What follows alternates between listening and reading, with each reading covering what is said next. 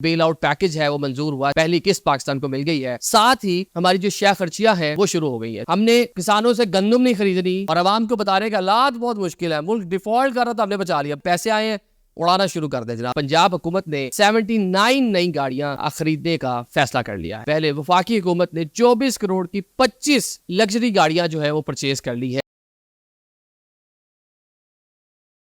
अस्सलाम वालेकुम नाज़रीन, मैं हूं आदिल निज़ामी और आप देख रहे हैं मेरा डिजिटल चैनल। पाकिस्तान में हम आए रोज देखते हैं कि हुकूमत बहुत गरीब हो गई है, तनख्वाहें देने के पैसे नहीं हैं, टैक्सेस लगाए जा रहे हैं, अवाम पे बोझ डाला जा रहा है, IMF से दीगर आलमी अदारों से पैसे मांगे जा रहे हैं। अभी $7 बिलियन का जो बेल आउट पैकेज है वो मंजूर हुआ, 37 माह में पाकिस्तान के सारे पैसे मिलने हैं, पहली किस्त पाकिस्तान को मिल गई है। साथ ही हमारी जो शेयर खर्चियाँ हैं वो शुरू हो गई है। जो शेयर खर्चियाँ हमारी है वो ये है जनाब कि पंजाब हुकूमत ने 79 नई गाड़ियां खरीदने का फैसला कर लिया है। इससे पहले हमने देखा कि पिछले चंद दिन पहले वफाकी हुकूमत ने 24 करोड़ की 25 लग्जरी गाड़ियां जो है वो परचेज कर ली है, जो काबीना डिवीजन ने अपने पूल में शामिल की है। अब ये दोनों जगह गाड़ियां क्यों खरीदी जा रही हैं? इससे पहले भी देखा हमने कि मरीम नवाज CM बनती उनको याद आता है कि मेरी तो जो मर्सिडीज या BMW इसके तो टायर ही बड़े पुराने हैं, तो लिहाजा ये भी चेंज कर दिए जाए, हेलीकॉप्टर भी सही करवा लिया जाए। अब ये कर लिया जाए, ये चले हेलीकॉप्टर मेंटेनेंस होनी चाहिए, ठीक है, लेकिन गाड़ियों के टायर्स, गाड़ी की तज़ीनो आराइश, भाई आपके पास क्या अपनी गाड़ियां नहीं है? क्या आप जब खुद CM नहीं थी तो आप जब 10-10 गाड़ियों के कॉन्वॉय में ट्रैवल करते थे तो उन गाड़ियों में से कोई गाड़ी यूज़ कर लें, क्योंकि कौम मुश्किल वक्त में है। आप हमें बताते हैं कि बिजली के बिल, सुई गैस के बिल इसलिए ज़्यादा आते हैं कि जनाब हमारे पास टैक्स कलेक्शन नहीं है, तो हमने तनख्वाहें दे रहे हैं, हमारे पास तो पैसे ही नहीं है, तरह तरह के टैक्स लगा दिए, जो भी इस पर टैक्स लगा दिए, अभी कहाँ से टैक्स नहीं वसूल कर रहे। लेकिन जो अपनी शाह खर्चियाँ हैं, जो आपके अपने अखराजात हैं हुकूमती सतह पर, वो ख़त्म होने का नाम नहीं ले रहे। हाँ, वज़ीर ख़जाना कह रहे हैं 6 वजारतें ख़त्म, 2-3 जम और कफायशारी, राइट साइजिंग, राइट वे, पता नहीं कौन कौन सी टर्म्स हमें बताते हैं जनाब कि हुकूमत ने अपने अखराजात कम करने हैं। लेकिन अब जनाब पता चल रहा है कि जो 79 गाड़ियाँ पंजाब में खरीदी गई हैं, इसकी जो तफसीलात सामने आई हैं उसके मुताबिक जनाब ये सूरत हाल है कि 29 नए पार्लिमानी सेक्रेटरीज बने हैं।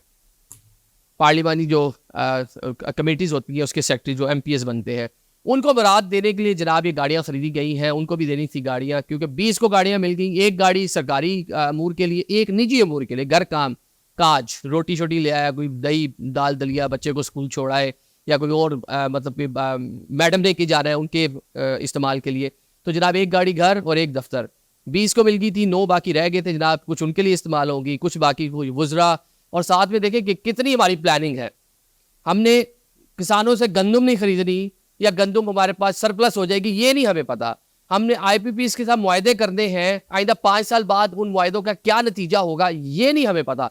लेकिन ये हमें पता है हमारी प्लानिंग कितनी अच्छी है कि पंजाब काबीना में तोसी हो सकती है, तो लिहाजा नए वुज़रा आ सकते हैं। तो जो वुज़रा आएंगे उनके आने से पहले उनके लिए लग्जरी गाड़ियाँ बहुत ज़रूरी, उनके लिए जनाब फॉर्चूनर बहुत ज़रूरी है, उनके लिए सिविक बहुत ज़रूरी है, उनके बच्चों के लिए, उनके घर के लिए, निजी कामकाज के लिए एक जनाब करोला या कोई सिविक गाड़ी बहुत ज़रूरी है। उसके लिए जनाब जो हमारी काबीना है, पंजाब काबीना, उसके लिए जो हमारे चीफ सेक्रेटरी हैं, एडिशनल चीफ सेक्रेटरी हैं, जो वहाँ लोग बैठे हैं जिन्होंने सारा मामला देखना है, बहुत ही एक्सपर्ट और बहुत ही जनाब दाना लोग बैठे हैं कि बर वक्त सोच रहे हैं कि ऐसा ना हो कि मिनिस्टर साहब आ जाए और उनकी गाड़ी ना हो। इनको ये नहीं पता था कि इन्होंने पंजाब में किसानों से गंदम खरीदनी है तो वहाँ क्या सूरत हाल है, आटे का क्या रेट होगा। इनको ये नहीं पता था कि वफाकी हुकूमत को, यही नून लीग की गवर्नमेंट थी ना, जब IPPs के साथ महंगे मुआहदे कर रहे थे कि इसके क्या नतीजे होंगे। इनको ये नहीं पता होता जब हम आलमी इदारों के साथ एग्रीमेंट कर रहे होते हैं उसके क्या नतीजे निकलेंगे आने वाले कुछ टाइम में। जब डॉलर के साथ IPPs की कीमत को फिक्स कर रहे थे तो इनको तब याद नहीं आई थी सारी की सारी बातें,